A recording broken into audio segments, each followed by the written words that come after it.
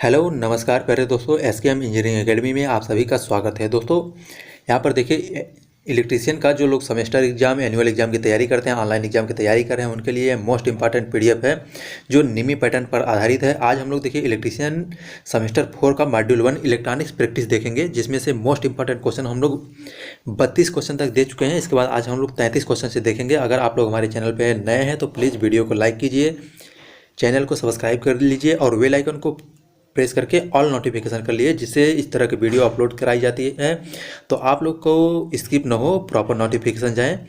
तो ठीक है दोस्तों, आइए हम लोग देखते हैं क्वेश्चन नंबर 33। तो क्वेश्चन नंबर 33 में देखिए क्या है। What is the purpose of डायक in power control circuit. Power control circuit में जो डायक होता है, डायक का यूज क्या होता है। देखिए डायक एक ऐसा डिवाइस होता है, बाई डायरेक्शनल डिवाइस होता है, जो हम क्या करते हैं इसको, मतलब कि बाई डायरेक्शनल डिवाइस होता है, दो डायोड को एंटी पैरेलल में कनेक्ट करके बनाते हैं। तो ये देखिए क्या करता है, ट्रिगरिंग के लिए यूज करते हैं। तो ऑप्शन नंबर 20 का करेक्ट है। देखिए पावर कंट्रोल सर्किट में डायक का उद्देश्य क्या है, तो ट्रिगरिंग करने के लिए यूज करते हैं। तो ऑप्शन नंबर 33 का ऑप्शन नंबर बी करेक्ट है। ठीक है, नेक्स्ट क्वेश्चन हम लोग देखते हैं। देखिए, which type of control device is used in electronic fan regulator. Fan regulator में किस तरह का डिवाइस का यूज करते हैं। देखिए फैन रेगुलेटर होता है, फैन रेगुलेटर में हम ट्रायक का यूज करते हैं। तो ऑप्शन नंबर डी यहाँ पर करेक्ट है। देखिए ट्रायक मतलब ऐसा होता है जिसमें 3 टर्मिनल होते हैं। देखिए ये बाई डायरेक्शनल डिवाइस होते हैं, ये आपका ट्रिगरिंग करने के लिए, जैसे यूजेटी को ट्रिगरिंग करने के लिए यूज करते हैं। तो ट्रायक होता है, ये कंट्रोलिंग सर्किट में यूज करते हैं। तो ऑप्शन नंबर डी इसका करेक्ट है, 34 का। इसके बाद देखिए क्वेश्चन नंबर 35 है। क्वेश्चन नंबर 35 में which coordinate operation of SCR deliver heavy current in reverse bias. तो देखिए, तो एससीआर का मतलब कि चतुर्थांश में ऑपरेशन में बाइसिंग में भारी करंट देता है रिवर्स बाइस में। देखिए जो आपका एससीआर होता है, देखिए तो एससीआर को ऑपरेशन के लिए देखिए इसमें 2 कोऑर्डिनेट में, एक फर्स्ट कोऑर्डिनेट में एक सेकंड कोऑर्डिनेट में ऑपरेट करता है। देखिए फर्स्ट कोऑर्डिनेट में जो होता है ये आपका फॉरवर्ड बाइस में, इसके बाद सेकंड कोऑर्डिनेट जो होता है आपका वो रिवर्स वाइज होता है। तो ये थर्ड कोऑर्डिनेट जो होता है ये रिवर्स वाइज में है। तो यहाँ पर देखिए इसका ऑप्शन जो है, ऑप्शन नंबर बी करेक्ट है कि थर्ड कोऑर्डिनेट में ये रिवर्स वाइज में करंट हैवी करंट देता है, भारी करंट देता है। देखिए एससीआर का कौन सा चतुर्थांश प्रचालन रिवर्स वाइज में भारी करंट देता है। तो ऑप्शन नंबर बी यहाँ पर करेक्ट है इसका। ठीक है, इसके बाद देखिए क्वेश्चन नंबर 36 है। 36 में देखिए आप लोग को देखिए बताया गया था कि आप लोग इस एक्सप्रेशन को याद कर लीजिए। जैसे ए प्लस बी रहेगा तो उसको क्या बोलते हैं, और गेट बोलते हैं। ए इंटू बी रहेगा तो इसको एंड गेट बोलते हैं। ए प्लस बी का बार रहेगा तो उसको नार गेट बोलते हैं। ठीक है, ए इंटू बी का बार रहेगा तो उसको क्या बोलेंगे, नैंड गेट बोलेंगे। तो यहाँ पर देखिए ए प्लस बी का बार है, ए प्लस बी का बार है तो क्या बोलेंगे, इसको हम नॉर गेट बोलते हैं। तो देखिए कौन सा ऑप्शन है, NOR gate. Option number C यहाँ पर करेक्ट है। देखिए आपका क्वेश्चन नंबर 36 का ऑप्शन नंबर सी करेक्ट है। देखिए ठीक है, इसके बाद देखिए क्वेश्चन नंबर 37 है। What is the use of time base control switch or knob in the CRO. CRO में टाइम बेस कंट्रोल जो नोब होता है उसका यूज क्या होता है। देखिए तो इसका यूज क्या होता है, देखिए ये जो होता है select the SVEEP base speed, जो स्वीप होता है इसको स्वीप को सेलेक्ट करने के लिए हम इसका यूज करते हैं। तो देखिए यहाँ पर तो कौन सा इसका सही है, देखिए ऑप्शन नंबर ए यहाँ पर करेक्ट है। स्वीप स्पीड का सेलेक्ट करने के लिए, चयन करने के लिए हम इसका सेलेक्ट स्विच नोब जो होता है, प्रोब होता है, उसको यूज करते हैं। तो ऑप्शन नंबर ए यहाँ पर करेक्ट है। क्वेश्चन नंबर 38 है। देखिए why snubber circuit is used in track motor control circuit. जो आपका ट्रैक मतलब मोटर कंट्रोल सर्किट होता है उसमें हम ट्रैक होता है उसका यूज करते हैं। स्नबर सर्किट, देखिए स्नबर सर्किट क्या होता है, ये आपका डायोड और रेजिस्टेंस का, सॉरी कैपेसिटर और रेजिस्टेंस का सीरीज कम्बिनेशन होता है, और एससीआर के पैरेलल में। ठीक है, एससीआर के पैरेलल, तो उसको हम क्या बोलते हैं, स्नबर सर्किट बोलते हैं। तो स्नबर सर्किट में देखिए होता क्या है, तो आप लोग यहाँ से देखिए इसको सिंपली जानिए कि जो स्नबर सर्किट होता है उसमें इस है ट्रैक का यूज करते हैं उसमें किस लिए, to avoid the fast triggering के लिए, जो इसमें गलत ट्रिगरिंग ना हो जाए तो उसको बचाने के लिए हम क्या करते हैं, ट्रैक का यूज करते हैं स्नबर सर्किट में। ठीक है, तो ऑप्शन नंबर ए यहाँ पर करेक्ट है। इसके बाद देखिए क्वेश्चन नंबर 39 है। 39 का देखिए तो क्या है, what is the output DC voltage in half wave rectifier if S input AC voltage is 24 volt. Half wave rectifier में आउटपुट डीसी वोल्टेज क्या होगा यदि इनपुट 24 वोल्ट है। देखिए जो सेंसिटिविटी होती है, सेंसिटिविटी निकालने के लिए हम क्या करते हैं, देखिए हमारा एस जो होता है, एस मतलब कि डीसी की सेंसिटिविटी जो होती है उसको निकालने के लिए 1.45 इंटू एसी की सेंसिटिविटी जो होती है, एसी की सेंसिटिविटी होती है, ठीक है। तो यहाँ से डीसी की सेंसिटिविटी जब आप निकालेंगे तो देखिए क्या होगा आपका 0.45 इंटू 24 का मल्टीप्लाई कर दीजिए। तो इसको जब आप मल्टीप्लाई करेंगे तो इसका वैल्यू आएगा 10.8 वोल्ट आ जाएगा। तो ऑप्शन नंबर डी यहाँ पर करेक्ट है। देखिए अगर कहीं भी आपको दिया रहेगा ऐसे तो उसमें 0.45 का जो एसी का रहेगा, एसी वोल्टेज दिया रहेगा उसको मल्टीप्लाई कर दीजिए। अगर ये फुल वेव रहता तो उसमें 0.90 का मल्टीप्लाई कर देते आप तो फुल वेव का आ जाता। तो ऑप्शन नंबर डी यहाँ पर करेक्ट है 39 का। इसके बाद देखिए क्वेश्चन नंबर 40 है। क्वेश्चन नंबर 40 में 40 में क्या है,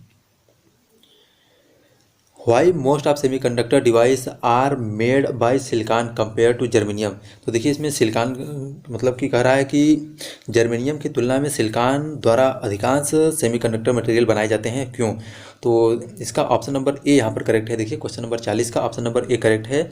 high barrier voltage, barrier voltage क्या होता है, जो मतलब कि बैरियर वोल्टेज जो होता है कंडक्शन को रोके रखता है ये, ठीक है। अगर कंडक्शन मतलब बैरियर वोल्टेज को हटा दिया, बैरियर को हटा दिया जाए तो वहाँ पर से मतलब कंडक्शन मतलब आसानी से चलने लगता है, तो करंट का फ्लो होने लगता है, तो इसलिए हम बैरियर बोलते हैं, ठीक है।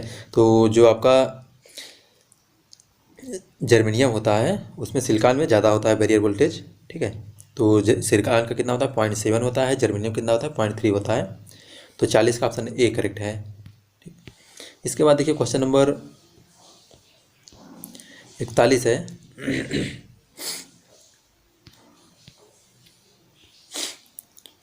What is the output voltage if center tap transformer is open circuited in a full wave rectifier circuit। यदि ट्रांसफार्मर का centre tap full wave rectifier का सर्किट ओपन हो, खुला हो, तो आउटपुट वोल्टेज क्या होगा। देखिए सिंपल सी बात है। देखिए ये क्वेश्चन पहले भी दिया था, उसमें फिगर बना के दिया था, यहाँ पर डायरेक्टली ऐसे दे दिया है। तो अगर आपका देखिए कोई भी सर्किट हो, सेंटर टैप पे छोड़ दीजिए, कोई भी सर्किट हो, अगर वो ओपन सर्किट रहेगा तो आपको वोल्टेज मिलने वाला ही नहीं है। तो आप लोग जानते हैं जैसे कोई कंडक्टर होता है, अगर कोई चालक है उससे अगर कोई तार है उससे अगर आपका कहीं पर मतलब टूट गया है तो उससे करंट फ्लो होगा, नहीं होगा ना। तो यहाँ पर ऑप्शन नंबर ए इसका करेक्ट है। देखिए 0 वोल्टेज मिलेगा आपको। तो 41 का ऑप्शन नंबर ए करेक्ट है। इसके बाद देखिए क्वेश्चन नंबर 42 है। Which oscillator provides high accurate stable frequency. तो हाई जो फ्रिक्वेंसी स्टेबल फ्रिक्वेंसी के लिए यूज करते हैं। देखिए तो यहाँ पर क्रिस्टल ऑक्सीलेटर जो होता है ये स्टेबल फ्रिक्वेंसी प्रोवाइड करता है, लेकिन नीमी पैटर्न जो माना है वो आपका नीमी जो है वो हार्टली ऑक्सीलेटर माना है। तो नीमी पैटर्न जो मानेगा, देखिए अगर नेवी में आएगा तो आप लोग हार्टली ऑक्सीलेटर मारिएगा। अगर कहीं आपको और एग्जाम में आ रहा है तो उसके लिए आप क्वार्टज क्रिस्टल ऑक्सीलेटर मारिएगा, क्योंकि ये जो क्वार्टज क्रिस्टल होता है देखिए आपका ये एक मतलब एक क्रिस्टल मटेरियल होता है, सेमीकंडक्टर मटेरियल होता है, ठीक है। तो ये स्टेबल फ्रिक्वेंसी देता है। तो यहाँ पर हार्टले जो होता है स्टेबल फ्रिक्वेंसी के लिए यूज करते हैं। तो क्वेश्चन नंबर 42 का जो है आपका ए करेक्ट है, हार्टले ऑक्सीलेटर, ठीक है। इसके बाद देखिए क्वेश्चन नंबर 43 है।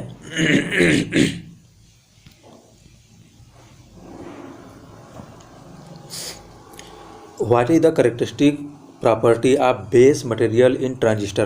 ट्रांजिस्टर में बेस जो होता है आपका, बेस का प्रॉपर्टी या बेस का गुण कैसा होना चाहिए। देखिए बेस, देखिए ट्रांजिस्टर जो होता है देखिए उसमें क्या है थोड़ा सा जान लीजिए। ये एक अमीटर होता है, एक बेस होता है, एक कलेक्टर होता है, ठीक है। ये अमीटर होता है आपका, ये बीच वाले को हम बेस बोलते हैं और बाहर वाले को कलेक्टर बोलते हैं। तो सबसे ज़्यादा डोपिंग किस में होती है, अमीटर में होती है। सबसे कम किस में होती है, बेस में होती है। और उसके बाद किस में होती है, कलेक्टर में होती है। तो इसीलिए देखिए सबसे बड़ा लेयर जो होता है कलेक्टर का होता है, सबसे कम लेयर किसका होता है, बेस का होता है। उससे कम लेयर जो उससे ज़्यादा जो होता है किसका होता है, अमीटर का होता है। तो यहाँ पर देखिए lightly doped and very thin. तो यहाँ पर ऑप्शन नंबर ए करेक्ट है। देखिए lightly doped and very thin मतलब कि हल्के डोप से किया जाता है और बहुत पतला होता है। बेस जो होता है सबसे पतला होता है और सबसे कम डोपिंग की जाती है। तो ऑप्शन नंबर क्वेश्चन नंबर 43 का ऑप्शन नंबर ए करेक्ट है यहाँ पर।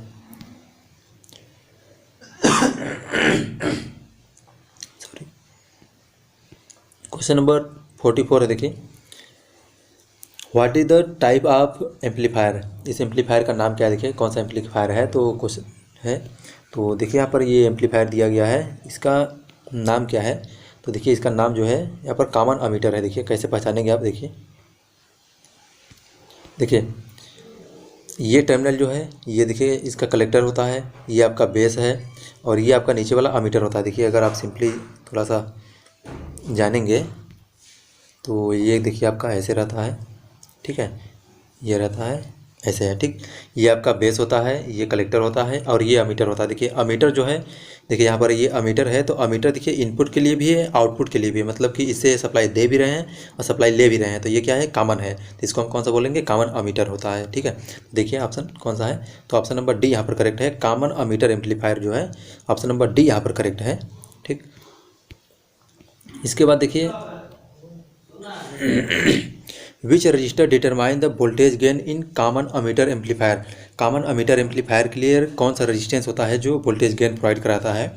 तो देखिए कॉमन अमीटर के लिए देखिए एक आरएल होता है, ये R1 होता है, ठीक है।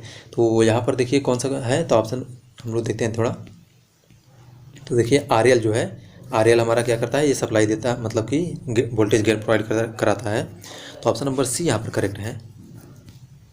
इसके बाद देखिए क्वेश्चन नंबर 46 है, which multivibrator produce retentively pulse wave from output. मतलब कि आउटपुट में पल्स वेव जनरेट कराता है। तो देखिए मल्टी वाइब्रेटर होते हैं, ए स्टेबल होता है, बाई स्टेबल होता है, मोनो स्टेबल होता है। ए स्टेबल को ही हम वन शॉट मल्टी वाइब्रेटर बोलते हैं, तो ये तो नहीं होगा, ठीक है। तो इसमें देखिए क्या है, ए स्टेबल मल्टी वाइब्रेटर ऐसा मल्टी वाइब्रेटर होता है जो आपका पल्स, ठीक है, रिपीटेटिव पल्स देता है, मतलब कि दोबारा पल्स जनरेट करने के लिए आउटपुट में देता है। तो ऑप्शन नंबर ए यहाँ पर करेक्ट है। तो 46 का ऑप्शन नंबर ए करेक्ट है। इसके बाद देखिए क्वेश्चन नंबर 47 है, why feedback network is use in oscillator. Oscillator में हम फीडबैक नेटवर्क यूज क्यों करते हैं। देखिए फीडबैक का मतलब होता है, देखिए अगर आउटपुट में कुछ एरर हो जाए, कुछ त्रुटि हो जाए, तो उसको क्या करते हैं, फिर से इनपुट में दे देते हैं, तो उसको हम फीडबैक बोलते हैं। तो यहाँ पर देखिए कौन सा है, क्या है, ऑप्शन देखते हैं।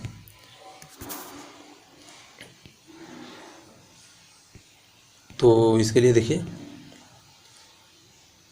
कौन सा है, फीडबैक के लिए देखिए, तो इसमें फीडबैक जो हम देते हैं, देखिए इससे थोड़ा सा ऊपर कर दें इसको। देखिए two phase shift in A signal by 180, मतलब सिग्नल होता है उसमें 180 डिग्री का फेज शिफ्ट कराने के लिए हम करते हैं। तो ऑप्शन नंबर सी यहाँ पर करेक्ट है। देखिए two phase shift the signal by 180 degree, signal को 180 डिग्री से फेज शिफ्ट कराने के लिए हम यूज करते हैं फीडबैक का, ठीक है। तो ऑप्शन नंबर यहाँ पर करेक्ट है, सी। इसके बाद देखिए क्वेश्चन नंबर 48 है, what is the main application of field effect transistor. Field effect transistor का मेन एप्लीकेशन क्या है, तो देखिए वोल्टेज कंट्रोल डिवाइस होता है फील्ड इफेक्ट ट्रांजिस्टर। इसका FET का जो फुल फॉर्म होता है, फील्ड इफेक्ट ट्रांजिस्टर होता है। ये वोल्टेज कंट्रोल डिवाइस होता है, ठीक है। इसका इनपुट इम्पीडेंस मतलब कि 10⁻6 तक होता है, 10⁻6, और आउटपुट इम्पीडेंस जो होता है वो वेरी लो होता है, ठीक है। ये वोल्टेज कंट्रोल डिवाइस होता है। तो ऑप्शन क्वेश्चन पूछा जाता है कि कौन कौन सा वोल्टेज कंट्रोल होते हैं, तो ऑप्शन नंबर ए करेक्ट है, वोल्टेज कंट्रोल डिवाइस होता है FET, ठीक है। What is the main function of uni junction transistor. तो यूनि जंक्शन ट्रांजिस्टर का मेन फंक्शन क्या होता है, देखिए तो यूनि जंक्शन ये रिलैक्सेशन सर्किट में, तो ऑप्शन नंबर ए यहाँ पर करेक्ट है कि यूनि जंक्शन ट्रांजिस्टर जो होता है उसका मेन फंक्शन क्या है, तो रिलैक्सेशन ऑक्सीलेटर के लिए यूज करते हैं, ठीक है। तो ऑप्शन नंबर ए यहाँ पर करेक्ट है 49 का। इसके बाद देखिए क्वेश्चन नंबर 50 है। क्वेश्चन नंबर 50 में क्या है, how the gate terminal of an channel JEFT biased. मतलब गेट टर्मिनल जो होता है कैसे मतलब रहेगा, देखिए गेट टर्मिनल को हमेशा हम रिवर्स बाइस में करते हैं। गेट और सोर्स जो होता है वो रिवर्स बाइस में होना चाहिए, ड्रेन और सोर्स जो होता है वो फॉरवर्ड बाइस में होना चाहिए। तो यहाँ पर हम लोग ऑप्शन देखते हैं, ऑप्शन देखें कौन सा सही है। तो देखिए गेट और रिवर्स बाइस नहीं, गेट बस नहीं होता है रिवर्स बाइस में, ये तो गलत है आपका, ठीक है, ये नहीं होगा। गेट फॉरवर्ड बाइस भी गलत है, gate forward bias with drain नहीं, गलत है। तो ऑप्शन नंबर 1 बचता है डी। देखिए गेट और रिवर्स बाइस विथ सोर्स, मतलब कि ऑप्शन नंबर डी इसका जो है वो करेक्ट है। गेट जो होता है आपका रिवर्स बाइस में होता है सोर्स के रिस्पेक्ट में, ठीक। तो option number D, question number 50 का ऑप्शन नंबर डी करेक्ट है। इसके बाद देखिए क्वेश्चन यहाँ पर क्या है दिया गया है, what is the total turn on time while transistor make as transition from V1 V2 to V1।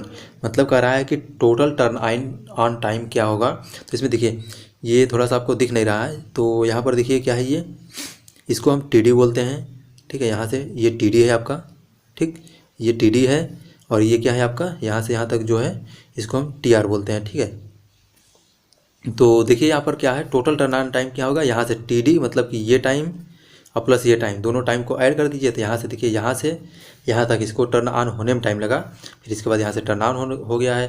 तो ये वाला जो टाइम है देखिए आपका, ये टाइम जो है इसको हम क्या बोलते हैं, टर्न ऑन टाइम बोलते हैं। तो देखिए यहाँ पर कौन सा है, तो दोनों को ऐड कर दीजिए। देखिए जहाँ पर जो दोनों ऐड होगा, देखिए यहाँ पर टर्न ऑन टाइम जो होता है TD प्लस TR होता है। तो ऑप्शन नंबर C यहाँ पर करेक्ट है इसका। इसके बाद देखिए क्वेश्चन नंबर 52 है, क्वेश्चन नंबर 52 में है, देखिए which device is made up of using the method of point contact ground diffusion and alloy junction. मतलब कि देखिए ऐसा कौन सा मतलब आपका उपकरण होता है, इक्विपमेंट होता है, जिसमें आपका क्या होता है, देखिए कंटेक्ट होता है, पॉइंट कंटेक्ट होता है, ग्राउंड होता है, डिफ्यूजन होता है और एलॉय जंक्शन होता है, जंक्शन होते हैं। तो देखिए आप सिंपली जानते हैं रेजिस्टेंस, इंडक्टर और कैपेसिटर, इन तीनों में कोई जंक्शन नहीं होता है, ठीक है। तो बचा क्या आपका, एक ट्रांजिस्टर बचा, तो ट्रांजिस्टर आपका करेक्ट है।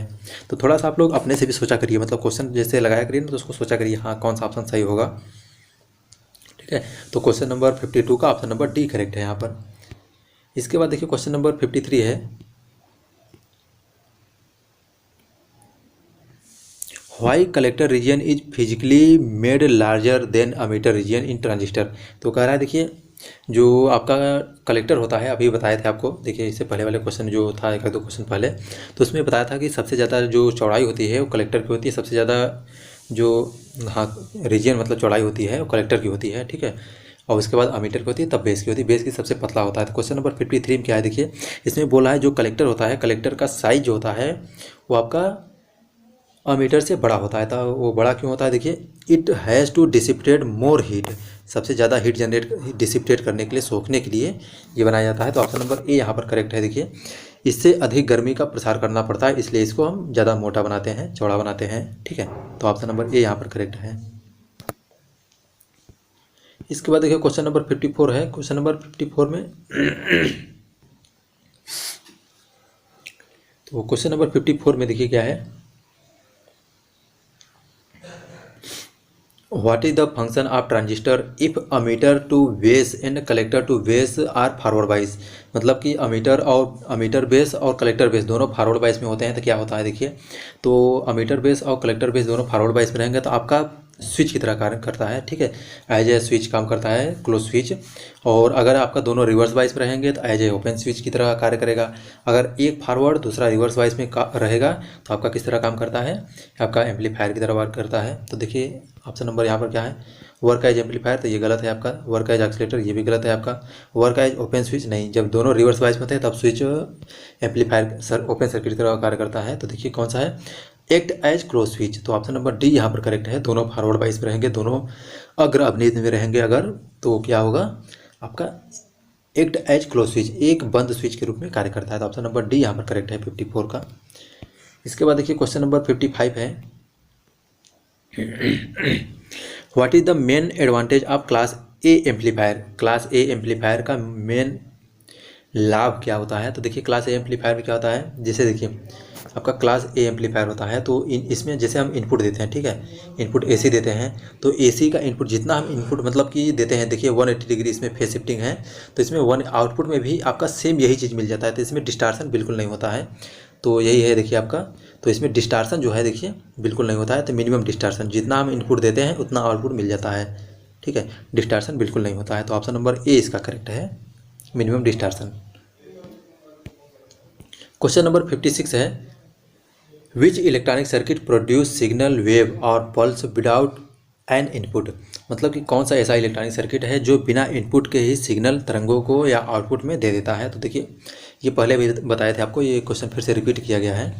तो इसमें क्या है, ऑक्सीलेटर जो होता है, देखिए ऑक्सीलेटर क्या है, ऑक्सीलेटर एक ऐसा डिवाइस है जिसमें हम बर्कहाउसन क्राइटेरियन एक होता है कंडीशन, अगर उसको हम अप्लाई कर देते हैं तो इनपुट जो होता है बिना मतलब ऑक्सीलेटर में बिना इनपुट दिए ही आउटपुट मिलने लगता है, तो ऑप्शन नंबर सी इसका करेक्ट है। ठीक है, 56 का सी करेक्ट है। इसके बाद देखिए क्वेश्चन नंबर 57 है। क्वेश्चन नंबर 57 क्या है,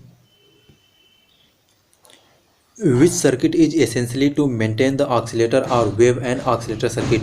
मतलब कि ऑक्सीलेटर सर्किट में कौन सा, मतलब यहाँ पर फीडबैक के लिए कर रहा है। तो देखिए ऑक्सीलेटर सर्किट में दोलन या तरंगों को बनाए रखने के लिए कौन सा सर्किट आवश्यक है, तो उसमें पॉजिटिव फीडबैक दिया जाता है। देखिए ऑक्सीलेटर जो होता है उसमें पॉजिटिव फीडबैक देते हैं। ठीक है, तो ऑप्शन नंबर डी यहाँ पर करेक्ट है। ऑक्सीलेटर जो होता है, ऑक्सीलेटर में हम पॉजिटिव फीडबैक देते हैं।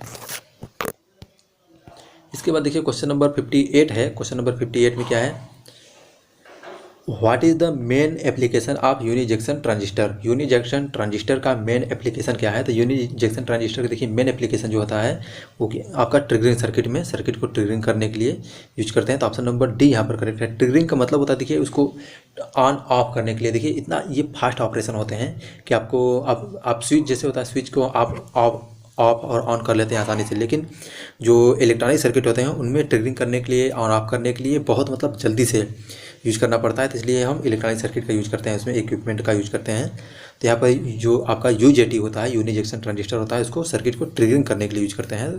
तो ऑप्शन नंबर डी यहाँ पर करेक्ट है। इसके बाद देखिए क्वेश्चन नंबर 59 है, विच device has very good input impedance, low noise output, good linearity and low inter electrode capacity.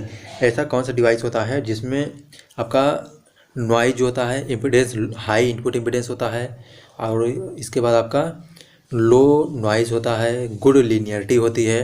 तो ये फील्ड इफेक्ट ट्रांजिस्टर जो होता है या FET जो होता है, ये सभी प्रॉपर्टी इसमें होते हैं। देखिए FET का इनपुट इम्पिडेंस होता है वो आपका लगभग 10⁸ होता है, 10⁸ ओम तक होता है। तो ऑप्शन नंबर सी यहाँ पर करेक्ट है। हाई इनपुट इम्पिडेंस होता है, ठीक है, लिनियरिटी अच्छी होती है, नॉइज कम होता है। तो ऑप्शन नंबर सी यहाँ पर करेक्ट है। इसके बाद देखिए क्वेश्चन नंबर 60 है। क्वेश्चन नंबर 60 में क्या है, what is the difference in current control of MOSFET compare to JEFT। मतलब जंक्शन फील्ड ट्रांजिस्टर होता है, जो आपका फील्ड इफेक्ट ट्रांजिस्टर होता है, उसके कंपेयर में मॉसफेट का क्या है। देखिए मॉसफेट जो होता है इसमें एक आपका से इंसुलेटिंग लेयर होता है, ठीक है, जबकि JEFT में कोई भी लेयर नहीं होता है। फील्ड इफेक्ट ट्रांजिस्टर जो होता है उसमें कोई भी लेयर नहीं होती है, लेकिन जो आपका मास होता है, metal oxide semiconductor field effect transistor होता है, इसमें एक इंसुलेटर होता है।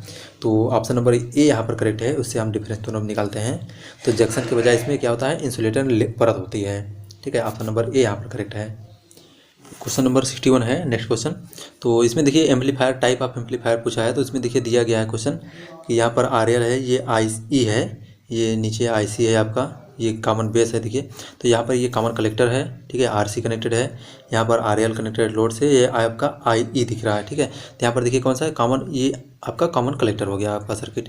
तो ऑप्शन देखते हैं हम लोग, देखिए तो ऑप्शन नंबर यहाँ पर डी करेक्ट है, कॉमन कलेक्टर एम्पलीफायर सर्किट है ये, ठीक है। इसके बाद देखिए क्वेश्चन नंबर नेक्स्ट है हमारा। क्वेश्चन नंबर नेक्स्ट में क्या है, क्वेश्चन नंबर 62 में है, what is the peak voltage of 220 volt AC voltage. 220 volt का पीक वोल्टेज हमको ज्ञात करना है, RMS वोल्टेज पता है। तो देखिए हम क्या करते हैं, देखिए जो हमारा RMS वोल्टेज मिलेगा आपको, RMS वोल्टेज बराबर 220 आपका RMS वोल्टेज इंटू 0.707 कर दीजिए आपका, या तो इसको देखिए ऐसे सिंपली कर सकते हैं आप। देखिए जो आपका RMS वोल्टेज बराबर होता है, RMS वोल्टेज बराबर होता है, RMS वोल्टेज इक्वल टू कितना होता है आपका, देखिए V मैक्सिमम वोल्टेज बटे में √2 होता है। तो V मैक्सिमम आपको निकालना है, तो देखिए V मैक्सिमम इसे √2 का मल्टीप्लाई कर दीजिए इसमें, तो 220 इंटू √2, इन दोनों को मल्टीप्लाई करेंगे तो आपका 311.17 आ जाएगा। तो ऑप्शन नंबर बी यहाँ पर करेक्ट है, ठीक है। तो देखिए यहाँ पर आप 220 में √2 का मल्टीप्लाई कर दीजिएगा √2 का, तो जो आएगा ये देखिए 311.17 आएगा। तो ऑप्शन नंबर बी करेक्ट है यहाँ पर। इसके बाद देखिए क्वेश्चन नंबर 63 है। क्वेश्चन नंबर 63 में क्या बोला गया है, how the input impedance of CRO can be increase. CRO का जो इनपुट इम्पीडेंस कैसे इंक्रीज कर सकते हैं, तो उसके देखिए एक CRO का प्रोब होता है, ठीक है। जब हम प्रोब को कनेक्ट करते हैं तो उसमें हम क्या करते हैं, एक रेजिस्टेंस को ऐड कर देते हैं। तो ऑप्शन नंबर ए यहाँ पर करेक्ट है आपका। CRO जो होता है कैथोड रेज ऑक्सीलेशन होता है, और ये पावर को मेजर नहीं करता है। पावर हो गया आपका रेजिस्टेंस, इंडक्टेंस, कैपेसिटेंस, इन सभी को मेजर नहीं करता है, ठीक है। तो यहाँ पर by adding resistance to CRO probe, ठीक है। तो ऑप्शन नंबर ए यहाँ पर करेक्ट है। इसके बाद देखिए क्वेश्चन नंबर 64 है। क्वेश्चन नंबर 64 में क्या है देखिए, what is the frequency of displayed signal on CRO screen bye 5 division and with time base setting of 0.2 microsecond. मतलब कि क्वेश्चन देखिए, आपको आउटपुट सिग्नल का जो है, सिग्नल CRO स्क्रीन पर जो सिग्नल मिल रहा है उसकी आवृत्ति पूछ रहा है, कितना होगा, फ्रिक्वेंसी कितना होगा। जो इसका टाइम बेस सेटिंग जो है वो आपका 2 माइक्रोसेकंड है, 0.2 माइक्रोसेकंड है, और डिवीजन जो है 5 है। देखिए इसके लिए क्या होता है कि जो आपका टाइम बेस निकालते हैं, आपका टाइम निकालते हैं, टाइम सेटिंग निकालते हैं, उसके लिए क्या होता है देखिए आपका 0.2 माइक्रोसेकंड, मतलब 10⁻⁻⁶ इंटू कितना हो जाएगा आपका, देखिए 5 हो जाएगा। 0.2 यहाँ पर ये 0.2 है, ठीक है, इंटू 5 हो गया, ठीक है। तो इसको मल्टीप्लाई करेंगे तो आपका कितना हो जाएगा, 1 इंटू 10⁻⁻6 हो गया, ठीक है। ये आपका 6 हो गया। देखिए 10 हो जाएगा तो ये 0 हट जाएगा, तो यहाँ पर 10⁻⁻6 हो जाएगा। तो देखिए आपका फ्रिक्वेंसी जो होता है 1 टाइम पीरियड होता है, तो 1 टाइम हो जाएगा, तो 1/6 कर देंगे इसको, 1/10⁻⁻6, ठीक है। 1/10⁻⁻6 हो जाएगा ये आपका, ठीक। तो 1 थोड़ा सा इसको ऊपर से देख लेते हैं हम लोग। देखिए कितना आया था आपका टाइम जो होता है, देखिए आपका फ्रिक्वेंसी जो होता है, सॉरी 1/T होता है, ठीक है। तो 1/T होता है। देखिए आपका टाइम कितना आया था, 1/10⁻⁻6 आया था, 1 इंटू 10⁻⁻6, ठीक। तो इसको देखिए हम ऊपर करेंगे, तो इसको हम क्या करेंगे, ऊपर कर देते हैं। तो देखिए आप 10⁻⁻6 को लिख सकते हैं 1000 इंटू 10⁻3 लिख सकते हैं, इतना हर्ट्ज, ठीक है। 1000 को हम क्या लिख सकते हैं, देखिए 1000 है, 1000 करने 10⁻3 को हम किलो लिख सकते हैं। तो देखिए इसको किलो लिख देंगे तो ये क्या हो जाएगा आपका 1000 किलो ओम हो जाए, किलो हर्ट्ज हो जाएगा। देखिए ऑप्शन नंबर डी इसका करेक्ट है, ठीक। तो ऑप्शन नंबर डी यहाँ पर करेक्ट है, तो 1000 किलो ओम हो जाएगा आपका, ठीक है। तो 64 का ऑप्शन नंबर डी करेक्ट है। इसके बाद देखिए क्वेश्चन नंबर नेक्स्ट है, what is the defect will occur in the radio if pulsation are not removed from the input of the rectifier. यदि देखिए इसमें क्वेश्चन ये बोला गया है कि अगर रेडियो में क्या खराबी आएगी अगर पल्सेशन का रेक्टिफायर इनपुट के साथ हटाया नहीं जाता है, तो उसमें देखिए हमिंग नॉइज आता है, तो ये बड़ा हेजिटेशन देता है, मतलब कि कान को किरकिराहट सुनाई देता है, तो इसलिए हमिंग नॉइज इसको बोलते हैं। तो ऑप्शन नंबर सी यहाँ पर करेक्ट है। इसके बाद देखिए question number how does the depletion region behave. तो डिप्लेशन रीजन कैसे बिहेव करता है, देखिए इंसुलेटर की तरह बिहेव करता है। तो कोई भी मतलब सेमीकंडक्टर होता है इसमें डिप्लेशन लेयर होता है, तो डिप्लेशन लेयर होने की वजह से हमारा पूरा यही मतलब पूरे हम सेमीकंडक्टर में यही करते हैं कि कैसे डिप्लेशन लेयर को हटाया जाए, तब हमारा कंडक्शन होता है। तो ऑप्शन नंबर बी यहाँ पर करेक्ट है, क्वेश्चन नंबर 66 का। इसके बाद देखिए क्वेश्चन नंबर 67 है। तो क्वेश्चन नंबर 67 में क्या है, what is the power gain of common emitter amplifier with voltage gain of 66 and beta of register is 100। मतलब कि आपको देखिए आप क्या कॉमन अमीटर एम्पलीफायर का पावर गेन ज्ञात करना है। अगर आपका वोल्टेज गेन 66 और आपका बीटा गेन जो है, बीटा को हम करंट गेन बोलते हैं, तो 100 दिया है। तो इसके लिए देखिए सिंपल होता है ये, तो पावर गेन बराबर होता है क्या, वोल्टेज गेन, वोल्टेज कितना दिया है 66 दिया है, इंटू आपका बीटा होता है, बीटा कितना दिया है 100 दिया है, मल्टीप्लाई कर दिए 66 से आ जाएगा। तो ऑप्शन नंबर डी यहाँ पर करेक्ट है, ठीक है।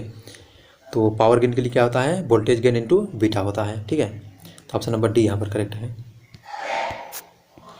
क्वेश्चन नंबर 68 है। देखिए क्वेश्चन नंबर 68 में क्या है, what is the effect if SCR latch into the conduction and gate current is removed in DC। अगर देखिए SCR कर रहा है, SCR पर अगर हम लैचिंग मतलब कि लैचिंग पर क्या इफेक्ट पड़ेगा अगर हम इसको हटा लें। देखिए लैचिंग होने की वजह से आपका जो कंडक्शन गेट लॉस होती है वो ख़त्म हो जाएगा।